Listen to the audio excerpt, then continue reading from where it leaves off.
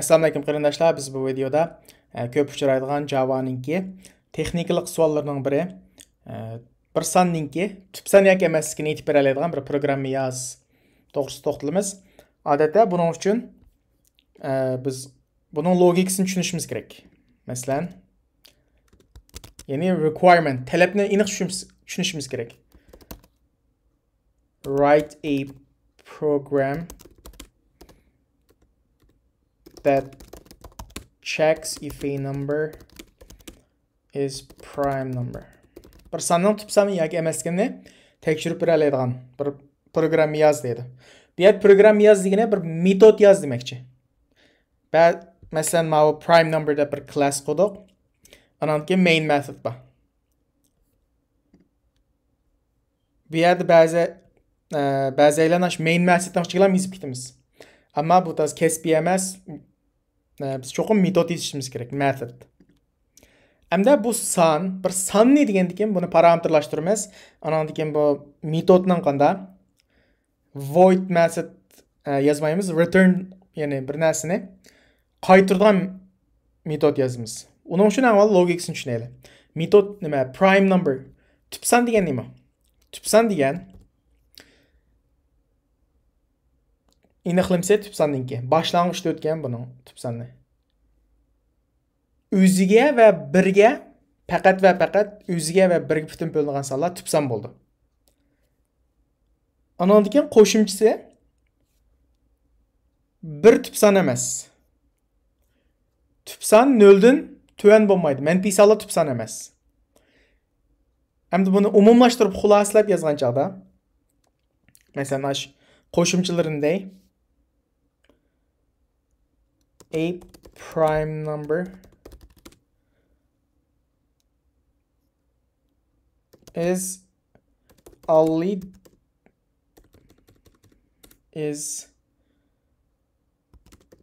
an integer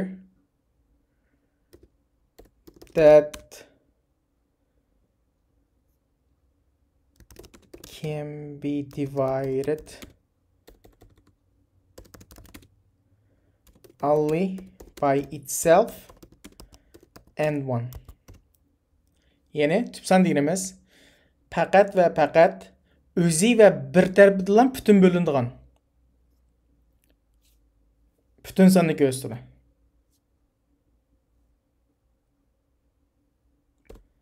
Ondan ikkinchisi qanda bir tubsan emas.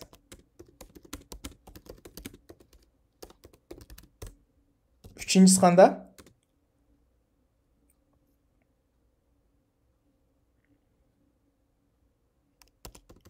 hamma tubsanlar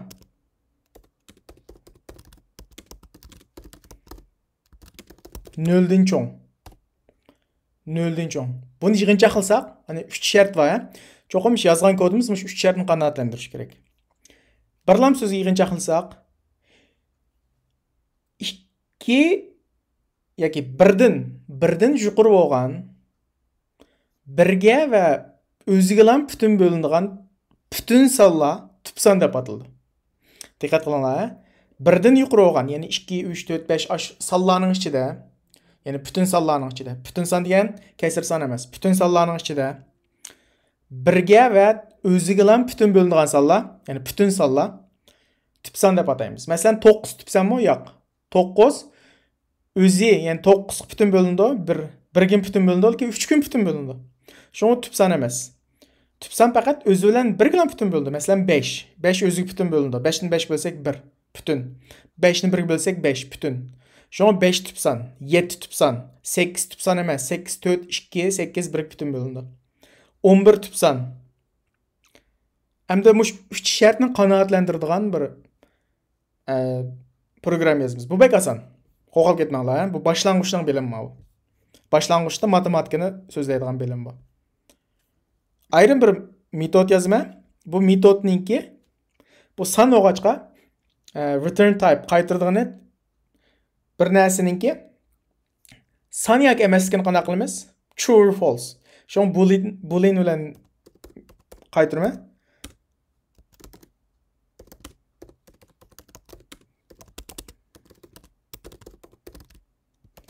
Bu hem de san, bütün san qartılğaçqa biz asallaştırılış üçün bütün sandan parametrlaştırırız. Ma'lum bir san. Biz ma'lum bir sanni berimiz, xalğan sanni parametrlaştırıp, bu sanның iniqlimiz qanda çoqum bütün san bolaş gerek. Yani integer. Mesela bir san dep qo'yay, san. Yoki number.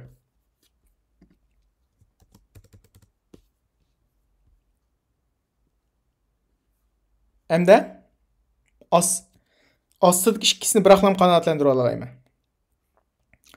Bir bütün san emas. Andan keyin bütün sanның hammasi 0 dan cho'ng. Uning gapning ma'nosi 0 dan kichik sanlar bütün san nima, tüp san emas degan gap. Buni if statementdan, if jumlasidan foydalanib mushu number, mushu number debdimi? Number debdimi? San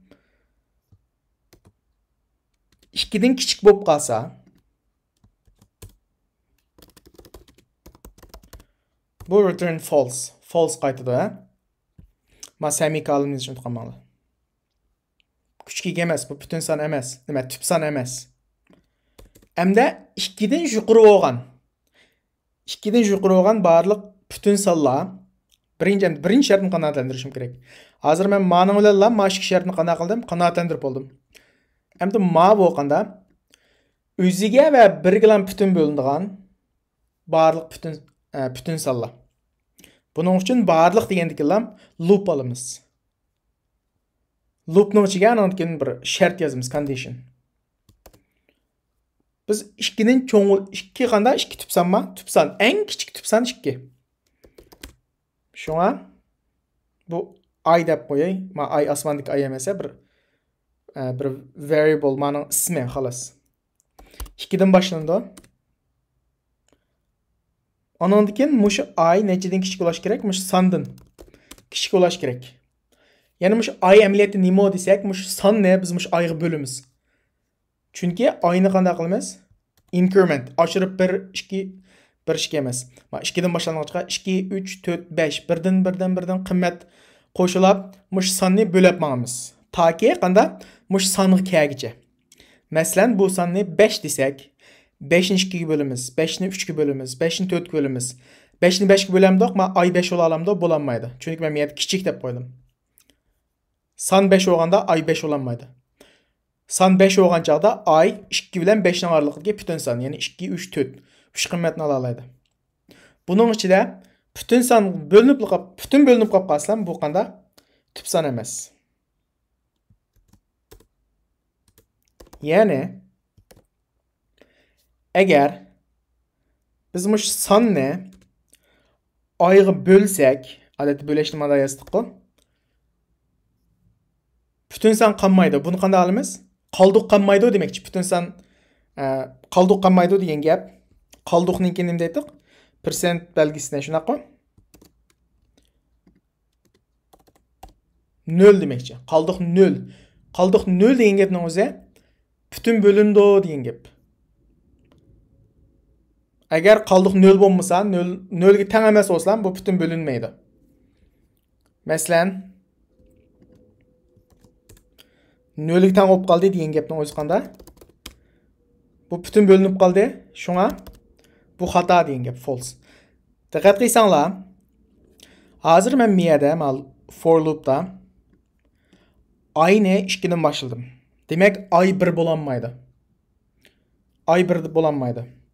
Ay biz parametrlaştırmoqchi bo'lgan sonmi bo'lanmaydi. Tushunalmi? Shunga 1 bo'lmagan sondan mushu parametrlaştırmoqchi bo'lgan sondan kichik bo'lgan xalgan bir son bütün bo'linib qolsa, ya'ni 0 ga teng bo'lib qolsa, qoldiq. Demak, bu false, bu tüp son emas bu. Masalan, ma sonni men 5 dey yoki 3 dey asollashtirib 5 davray. Ma ay 2 bo'ladi, shunaqa. 5 ni 2 ga bo'lsak, qanday qoldiq qoladi? Ma percentage qoldiq degan gap. 5 ni 2 ga bo'lsak, 2 ga bo'lindi, 1 qoldiq qoldi. Demak, bütün bo'lanmadi. 5 ni 3 ga bo'lsak, 1 ga bo'linib 2 qoldiq qoladi. Umi bütün bo'lanmadi, qoldiq eshib qoldi. 5 ni 4 ga bo'lsak, 1 ga bo'lindi, 1 qoldiq eshib qoldi. Buningda nima qolmadi? Qaldıqqanmıdı, yani bütün bölenmedi. Demek 5 qanda tüp san demekçi. Endi bunun yatmaydigini, bunun için emesler qanda oldu. Muş 2 şartninki, muş 3 şartninki mavu. Ma kod hazır. Mavu, ma if statement, ma ikisini qanoatlantirdi. Ma astidagi for loopning ichidagi shart ma'ni qanoatlantirdi. Uning sirtidagi qanda hammasi tupsan. Buni endi sinab baqsaq bo'ldi. Yozgan kodimizni sinaymiz. Emniyet bu bek asan. Men ma'ni tushuntirmanda bek uzun tuyulib ketgan bo'lishi mumkin. Bu bek asan.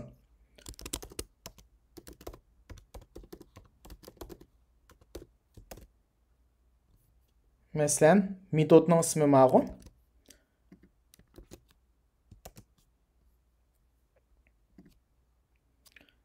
Bir deyli.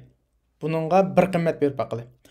Bir bo'lsa, bir degan tüp son emas. Miyada ba'qul. One is not the prime number. Agar ma'vo true chiqib qolsa, bizning yozgan kodimiz xato.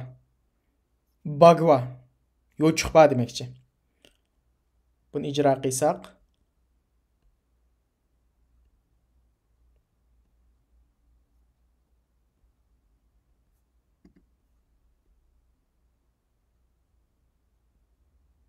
system error. Bir yerdan xatolik chiqibdi. Men ma print statementning keyiniga semikolonni yozishni unutib qolibdim. Chunki men ma'ningda IntelliJ'ga o'xshash bizning xatoligimizni yurgizib bo'lmag'ichi ko'rsatib bermaydi.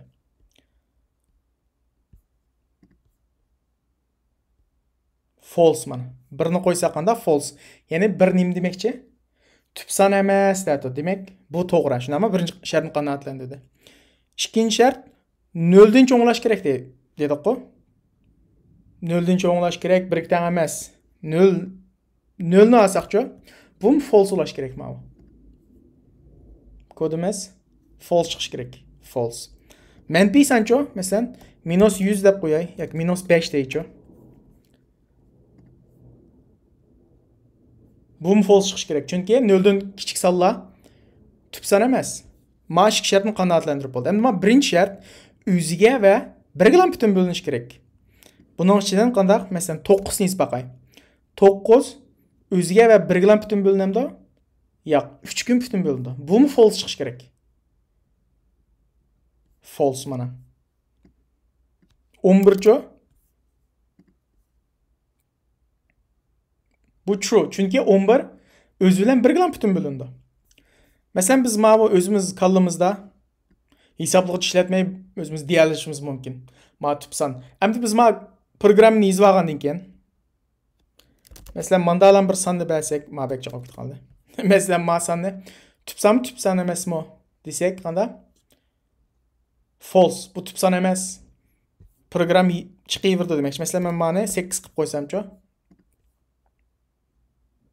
False. Bu tüp son emas. Demak, jupbostam tüp son bo'lmaydi. 100 tüp son emasmi? Qandaq? 100 albatta tüp son emas. O'ziga va 1 bilan butun bo'linadigan bo'lish kerak. 100 2 ga, 5 ga, 50 ga, 10 ga, 4 ga butun bo'lindi. Bumi? False chiqish kerak. False. Lekin 101 qanda? Ayagizib qoldi. 101 tüp son. O'zi bilan 1 bilan bo'lindi. True ani. Bu mana bir sonninki tüp son yoki emasligini hukm qiladigan programma. Mana metod.